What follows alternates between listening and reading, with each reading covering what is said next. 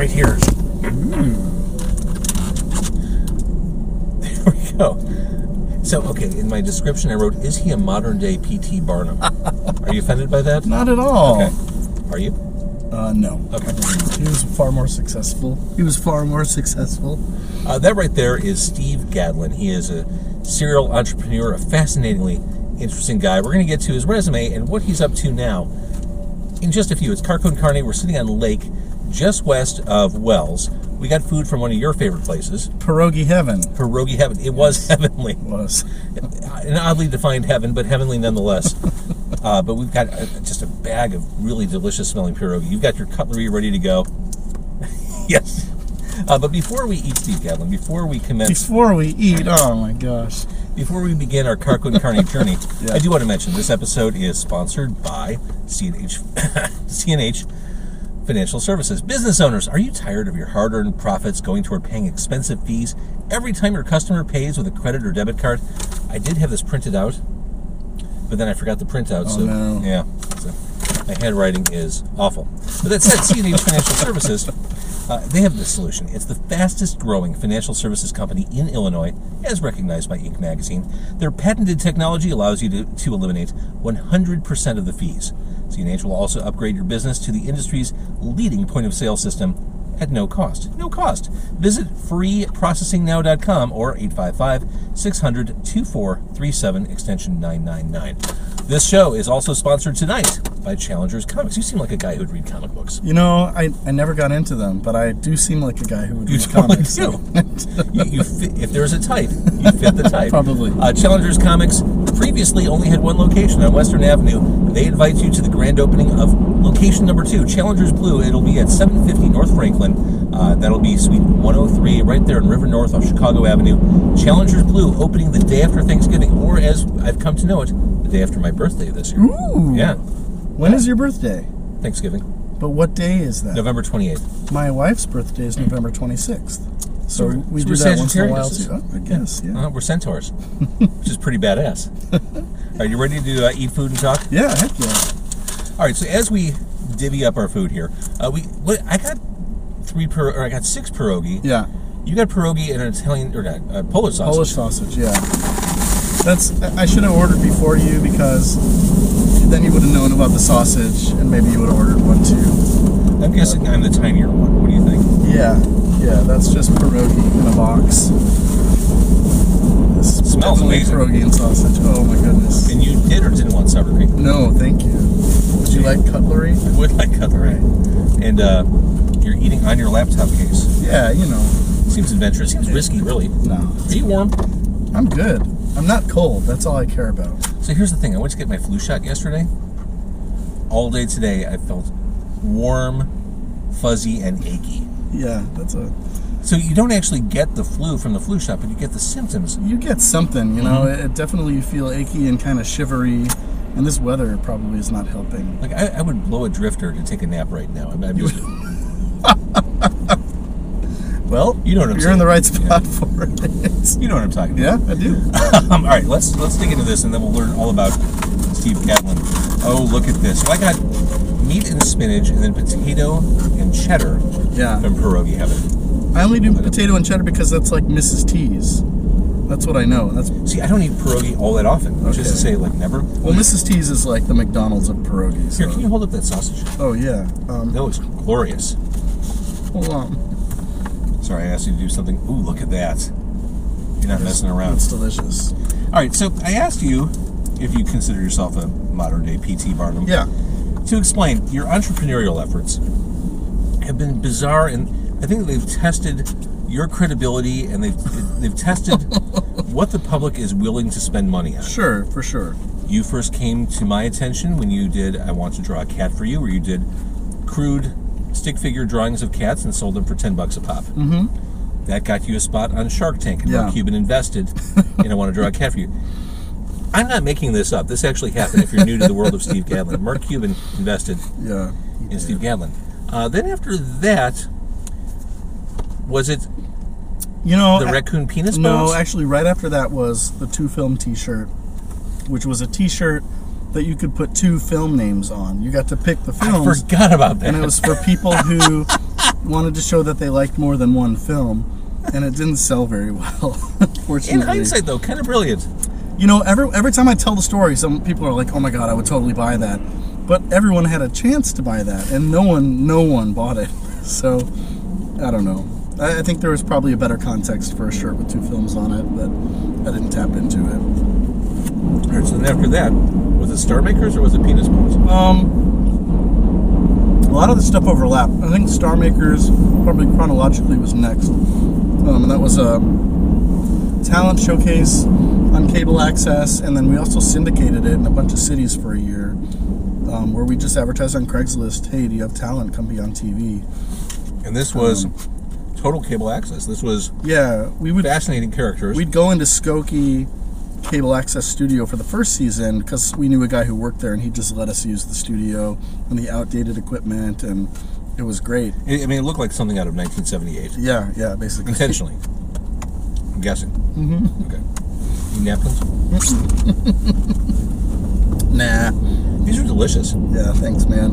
I enjoy them as well. Oh man, this is a good call. Yeah. So you did that. How long did that run for?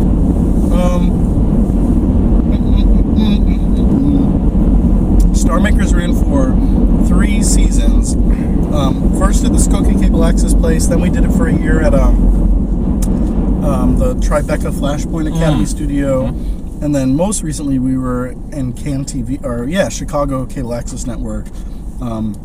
But we only, because of scheduling issues, we only really shot 9 episodes there and had to call it quits because we needed to book the studio for long periods of time. Right. And it was really hard to do that at Kansas. I feel like you could bring that one back. Oh, I'd love to, but we don't have a studio. And we even have people at Can TV telling us, "Oh, we miss your show, we wish you were here," but they're very equitable in that everyone has the same rules. So we didn't get special treatment in booking studio, which is ultimately, I think, a good thing. But it just made it hard for us to do our show there. All right, then the controversial entrepreneurial effort. And it's funny, as I was preparing for this interview, I went back and watched the video for the Raccoon Penis Bones. And I didn't want to do it because I knew the song would be stuck in my head. And sure enough, he's the guy that sold 1,000 Raccoon Penis Bones. Yeah. The song isn't back in my head. Yeah. I curse you.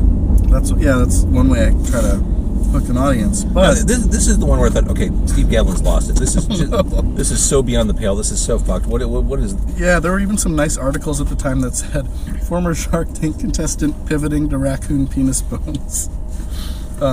That's clickable. So yeah, I saw a friend of mine sent me. I didn't know Raccoon Penis Bones existed, as I'm sure a lot of people don't. Well, I mean, you knew they existed. No, I didn't know. Well, I didn't know that any mammal had a penis bone, but apparently many do, including the raccoon. So people were selling them as jewelry. They'd decorate them and sell them. Like dream catchers. You find them right next to that. Necklaces, earrings. So I thought, my gosh, I could sell these for $10, and all I need to do is put them in a tube and make a song and dance about it. Because I thought there was this totally untapped audience for something like a raccoon penis bone. So I went ahead and I found them for 17 cents a piece at a taxidermist. Got a box of 1,000 raccoon penis bones. Excuse me. And then I wanted it to have a hook, so I put it on Kickstarter, thinking I've got to sell all of them or I'm going to sell none of them. So I'm either the guy that sold 1,000 raccoon penis bones or the guy that has 1,000 raccoon penis bones. Started to get some press from Huffington Post and Wired, and then suddenly Kickstarter pulled the plug on my fundraiser. So the momentum died, and now I have a box of them in my... I should have brought you one, James. Yeah, they're sitting in a box in my office at work because I was a Kickstarter supporter. I was. Oh yeah. I was crestfallen when I found out that the project was killed. It was really disappointing, and I've never been able to revive that one. But you know, I've still got them. So, in fact, recently I bought 1,000 plastic tubes, thinking, okay, I'll just sell them one off. Then the plastic tubes arrived, and the penis bones won't fit in them. So now I have 1,000 plastic tubes that I can't do a damn thing with, sitting in my office. By the way, how obvious is it that we're sitting underneath the L-tracks? Well, I can tell. Like every minute, the car shakes and the noise is there. Yeah. Well, I think you have an avenue for the raccoon penis bones, which brings us to the present. Oddbox. Things have been kind of quiet on the public-facing Steve Gadlin front. And then, like a bolt of lightning cracking the sky, I opened up social media, and there you were, again with something off the wall, nuts, testing your credibility and the audience's interest in cool products. It is Oddbox. Now, I've subscribed to Birchbox, which, by the way, total scam. You get these little samples for like $10 or $20 a month. Mm-hmm. Never use them. It's all like face cream. No thanks. Although I do dry out a little bit. That's neither here nor there. Sure. Monthly boxes are a thing. Yes. For a while, I subscribed to the Marvel box. I'd get like a little Funko Pop and a T-shirt. Those How much was that one? That, I think, was $20 a month. Is that what Oddbox is? $10? No, we are $29.95 a month. But it's a bargain at any price. I mean, really.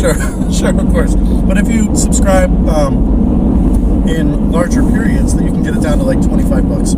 It's like Disney Plus. If you buy it, you buy it all in advance. Exactly. That's where you save the money. All right, so you did this commercial, which was very reminiscent of the Dollar Shave Club, that iconic walking through a warehouse. Very similar. It's irreverent. It's very Gadlinian, if that's an adjective. All right. And you explain that this is a monthly box. You don't know what's in it, but it will contain some weird stuff that'll make you scratch your head. From odd T-shirt designs that will be destroyed after the box goes out. Use name tags, things like that. Explain more. Yeah. So primarily, the initial idea was I want to send out a dumb T-shirt every month. And I mean, not a funny T-shirt, but one that will make people point at you and say, what is that supposed to mean? And it sort of grew into a box because that was the thing that most resembled what I wanted to do. So every month you get a T-shirt. We'll never put the design on the website. We never show previous shirts or anything. So it really is a roll of the dice and a trust in us that we're going to send you a head-scratching, ridiculous shirt. But this is where social media really needs to step up and. Yeah, well, that's the hope, right? That people will post pictures. And then we also throw in an apology letter in every box. You get a postcard that has a stamp on it, so you can write a letter to a friend on us every month. And then a bunch of weird, random, like neat things that you might even put up on a nightstand or on a mantle. Strange artifacts that we think you'll dig.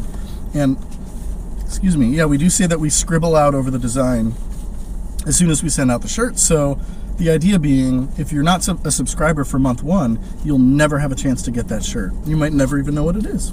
You know what you're doing? You're creating FOMO. We're trying to, yes. That's what the kids say. We haven't quite created it yet, though, unfortunately. But yeah, that's the goal, is to build this exclusive club of weirdos.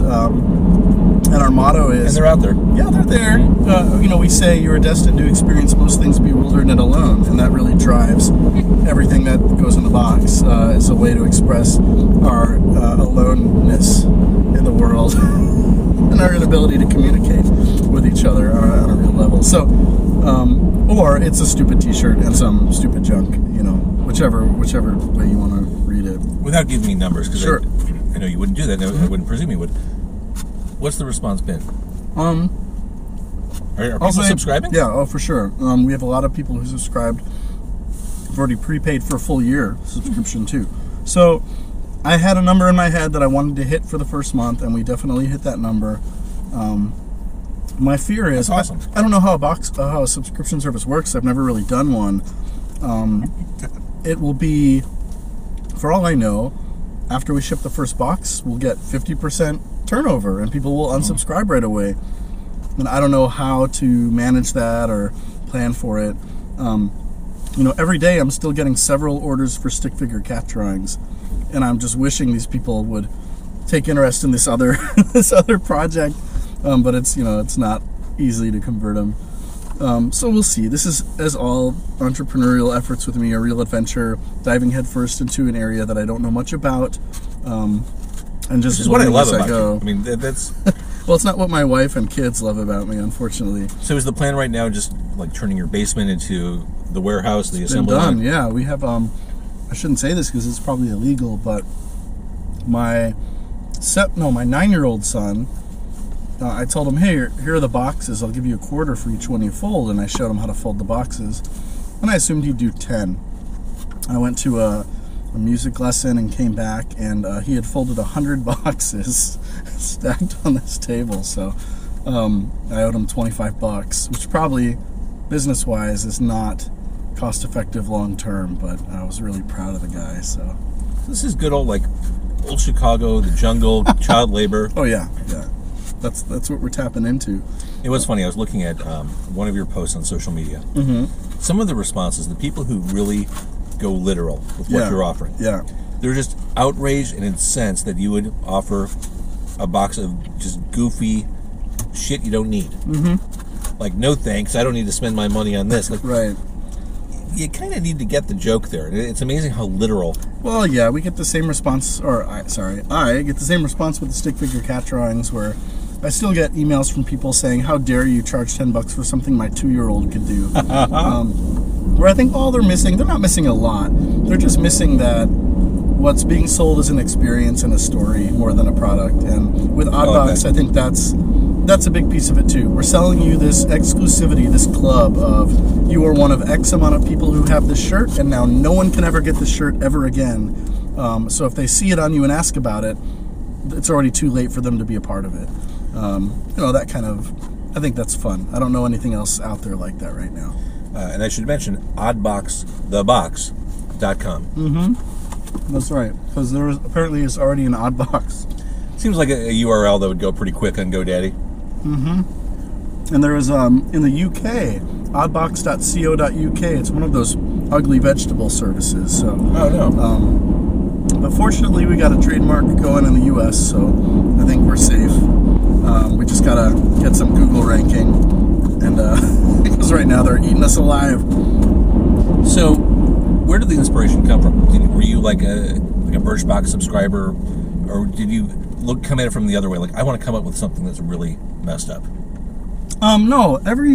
All my products are about getting something cool in the mail. I, growing up, used to love rushing to the mailbox and opening it up because there was magic in there. I'd get like Ranger Rick magazine. I did too. Yeah, this cool stuff would come in the mail. And these days, we ignore our mailbox for a week at a time because we know it's all garbage. We look for the Amazon boxes on the stoop, but that's it.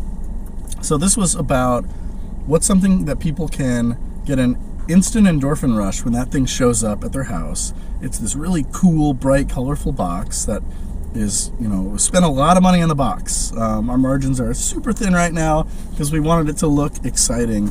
And, what's something where the cat drawing was heavy labor for me every time someone put in an order. Sure. This is more robotic. We're going to package them all together and ship them all out at the same time. And it gives me a chance to work with a bunch of artists and commission. That was my next question, with t-shirts and stuff. So you're paying people to... Yeah, we pay our artists, and we'll come up with a concept. And it's like the kind of shirt that I wish existed in the world, usually. And I can't tell you about them, but... That's the beauty of Oddbox. Yeah, they're crazy stupid, and I'm excited to wear them. And, then I'll pay an artist to realize the design so that they all look different. The artist will pick the shirt style and the shirt color. So these are actually good-looking shirts, not just crappy iron-ons or anything. High-quality shirts, really attractive shirts, just with strange things on them. See, now this puts my mind at ease. This was the big X factor about Oddbox. Yeah. Because I thought, if he's just doing a t-shirt with a stick figure cat every month. Right. But you actually... No. It was really important that this be a shirt people wanted to wear. Yeah. I already failed at the t-shirt game with the two-film t-shirt because no one wanted to wear it. It wasn't an attractive shirt. But these are good-looking shirts and really soft and high quality. So, our first 50 subscribers get a cool pair of socks that I'm eating a bunch of money on. And we put a gold watch in one of the boxes every month. So one of our subscribers gets a gold watch in their box. Like a for real gold watch? No, like a golden watch. Oh, a gold hued?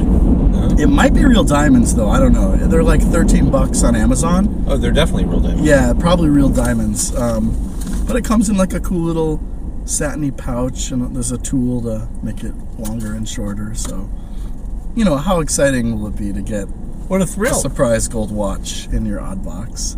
golden-ish watch. Okay, the T-shirt thing is the hook. That's okay. I'm full on board. I love this. I love this. Again, oddboxthebox.com. Yeah. When do people need to get orders in for that first? So box? November 22nd is our cutoff date. If you order before the 22nd, you get the first box, and then the 22nd every month will be the cutoff for getting that month's shirt. And we ship around the 24th or 25th.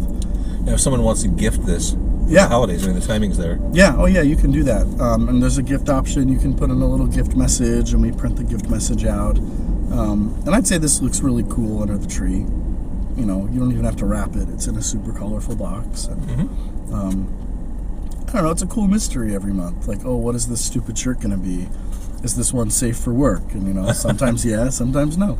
But it's, I don't know, it's the kind of thing I wish existed that I won't actually get to participate in because I have to make it, you know. Do you frequently have people refer to you as a mad genius? No, people say it, but they're being polite. I'd think I'm more like a fool who rushes into things without giving them proper thought. But I've sort of promised myself early in life that if I have a stupid idea, I'm not going to let some curator decide whether or not that becomes a thing. So instead, I'm just going to create the company and trust that if it's something I enjoy, there might be other people out there who would enjoy it too. The trick for me has always been finding them. Right. With Stick Figure Cats, you get put on Shark Tank, you get 6 million people watching you in one night, and that business has thrived for 7 years now, right? Are you still numbering each one? Yeah, so I'm up to about almost 21,000 Stick Figure Cats. Holy crap. Yeah. I've got to find mine, because I think mine's in the 400s. Yeah, well, that's, you know, you probably sell that on eBay for a tenth of what you paid for it. That's at right. This point. I've told you before, I did the Groupon for it. Oh, yeah, so you paid $1 for yours, and I lost so much money on the Groupon deal. I've heard that before. I think it was $3 you paid to Groupon, and then they ended up paying me $1.50. And then once you took postage out of that, and the time, and the ink, and the paper, it was pretty much a wash. But still, a lot of fun. Mr. Wonderful's really a dick, right? I've heard he's kind of nice. I only know him in the context of the show. Excuse me. Though I did run into him in Miami when I was there pitching Star Makers at a television convention, and he was there. We ran into each other in a bar, and he was very friendly and took a selfie with me. And he remembered that I drew cats and asked how it was going. So, all right. Yeah, he was really nice. Now, for context, Steve Gadlin is here. Oddboxthebox.com. This is episode 288. Oh, nice. Car Con Carne. You, sir, were on episode number 5. 5, yes. Car Con Carne. We went to a barbecue place. Went to Smoke Daddy over by Division. Yeah. Or on Division. But that's how long it's been since we've sat face to face or side to side. Episode 5, which was 5 years ago. I think we may have grabbed lunch in West Loop once or twice. Yes, okay, fair enough. Diner, yeah. Fair enough. But the last time we podcasted together was episode 5, when Car Con Carne was merely an idea that was starting to blossom. And that's before my voice changed, too, so if you listen to that one, you'll hear a... Actually, it's not even available online. It's a collector's item. It's like your t-shirts. Oh, that's awesome. All right, I'll bootleg it. All right, so Steve Gadlin, again, oddboxthebox.com. Yes, sir. Get your orders in by November 22nd. Yeah, that'd be cool. Is it safe to assume that the penis bones will make it in there at some point? That's what everyone asks me. They say this is just a way for you to offload Raccoon Penis Bones. But to be honest, it's become almost a point of pride that I have a box of 1,000 Raccoon Penis Bones sitting in my office at work. So yes, they may find their way into the Oddbox, but there may be different tariffs associated with shipping animal penis bone, and I also am reluctant to let them go. It's kind of neat. Fair enough. Buy your own Raccoon Penis Bones. That's right. Car Con Carne is sponsored tonight by C&H Financial Services and Challengers Comics and Conversation. Steve Gadlin, thank you. Good luck with Oddbox. I'm dying to see what you come up with. Awesome. I appreciate it. Thanks for having me, James. I almost called you John. James. I don't know what I was thinking. I had you on episode 5, bro. I know. But I know your name's James. I was thinking about John Williams. Right. Right. All right. Thank you for watching. Thank you for listening. I'm going to make us